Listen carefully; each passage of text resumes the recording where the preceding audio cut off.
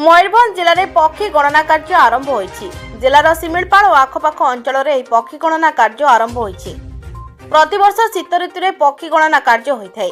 जिले में सिमिलपाल को लगी करी बारिपदा, रायरंगपुर, करंजिया आदि बनखंडर विभिन्न जलभंडार सह आर्द्र भूमि को मिसाई 100 रु ऊर्ध्व स्थान में पक्षी गणना कार्य होइछि।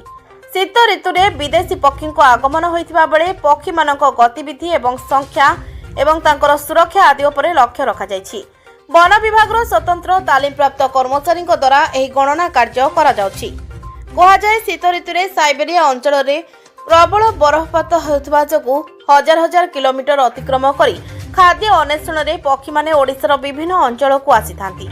मयूरभंज जिलार बड़जोड़, जंभीरा, राजाबंध, काल, नेता, बांकबल, नेसा, सुलेईपाट परी बृहत जलाशय गुड़िकरे आश्रय नहीं थांती। आज पक्षी गणना रे तांको प्रजाति गतिविधि को रेकर्ड करा जायछि। प्रति वर्ष परि चलित वर्ष मध्य मयूरभंज जिलार 140 स्थान रे पक्षी गणना कार्य करा जायछि। वन विभाग रेंजर, फरेस्टर, पक्षी गवेषक व्यतीत स्कूल छात्र छात्री को मध्य पक्षी गणना कार्य रे देखिबा को मिलिछि। बाइनाकुलर और जीपीएस सहायता रे वन कर्मचारी माने पक्षी गणना कार्य करुछंती। मयूरभंज रो Shivshankar Manank report, the public Odisha. मो ना आकांक्षा थया पंचम मु डैम को आसली बहुत किसी नुआ नुआ पक्षी देखिली मु बहुत खुशी लगुच मते सार मैंने आसी मते शिखाई देले मुझे बहुत खुशी लगुच।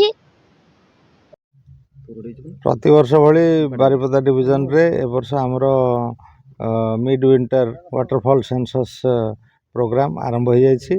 आज सकाल 6टारू गणति आरंभ होइछि। बारिपदा डिविजन रो समग्र अंचल को आमे 44टा यूनिट रे भाग करछु। 44टा जथा 44टा साइट रे हमर एका थरके पक्षी गणना आरंभ होइछि। सकाल 6टारू 11टा पर्यंत जारी रहिबो। आउ पक्षीर समागम आमे ऑलरेडी डायरेक्ट साइड मेथड रे वर्तमान आमे देखुछु एवं निज आखि देखिकी गणति आरंभ होइछि। वर्तमान आम प्रत्येक यूनिट रे 5 जन लेखाए आमर स्टाफ नियोजित अछंती। सेथि मध्यरु 3 जन फॉरेस्ट स्टाफ आ जने ऑर्निथोलॉजिस्ट आ गोटे एनजीओ मध्य एवं प्रेस मीडिया भाई मानक मध्य अंतर्भुक्त कर जायछि। एथर बारिपदा डिविजन रे मेजर वाटर बॉडीज आमर जंभीरा डैम रे वर्तमान आमे उपस्थित अच्छु। देवली रेंज अंतर्गत जंभीरा डैम रे आमे वर्तमान साइटिंग रे आमे अच्छे।